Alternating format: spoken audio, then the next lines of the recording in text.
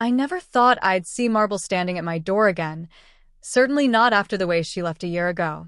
Back then, she said she needed time to find herself, which was really her polite way of admitting she'd already found someone else. I still remember the numb ache in my chest as she closed her lilac suitcase, the one covered in travel stickers we once planned to collect together.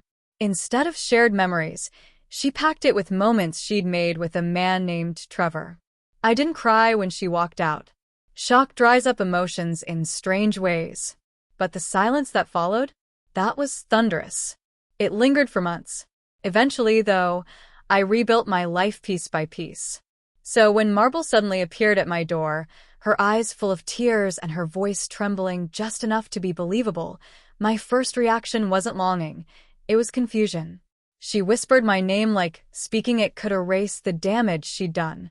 She still smelled like warm vanilla and luxury, but I wasn't the same man she'd abandoned.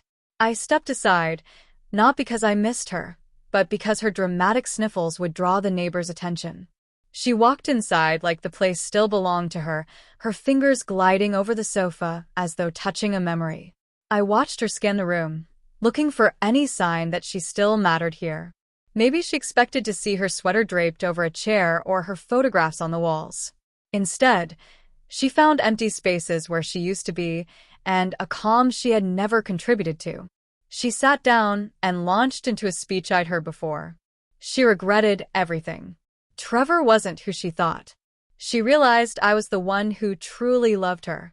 I listened, arms folded, distant, as if she were describing someone else's heartbreak. Not because I was cruel, but because I no longer lived in that broken version of myself. When she reached for my hand, delicate and trembling like old times, I gently pulled away. That was the first time her mask slipped. Her smile wavered, and her eyes darted around, searching for something, anything, proving she still had a place here.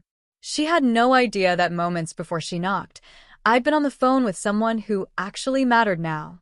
Someone who understood that love wasn't a temporary hobby. Marble kept talking, trying to drag me back into old emotions, until the front gate clicked. She didn't react right away, but I did.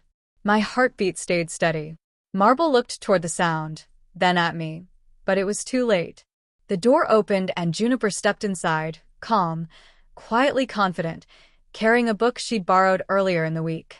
Her hair was loosely tied, and when she smiled at me, gentle, a little shy, the whole room felt warmer. Then she saw Marble. And Marble saw her. That small smile from Juniper lit a fuse. Marble shot to her feet, anger flooding her face. "Who is she?" she snapped, though she already knew. Juniper didn't flinch. She greeted Marble politely, and that simple grace only enraged her more. Each detail clicked into place.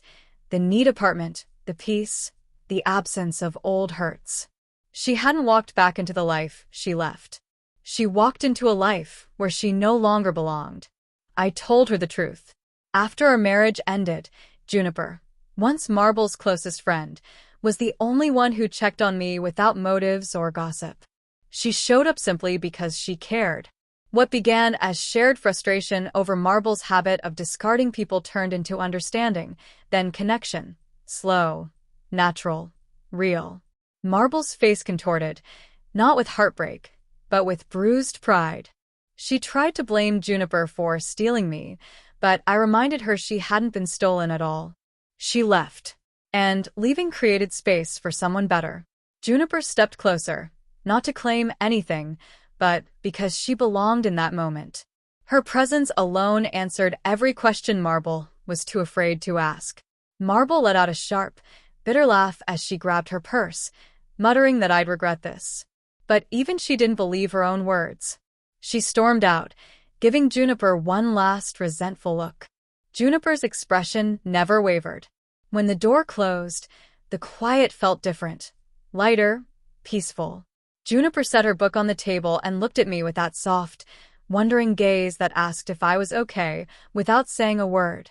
For the first time in a very long while, I truly was. She didn't smile because she'd won. She smiled because Marble no longer lived in the corners of my life. Because what we shared came from connection, not wounds. because love, with her, felt steady and warm. Marble came back expecting to find me broken and alone. Instead, she found me whole, standing beside someone who treated love with gentleness, consistency, and courage.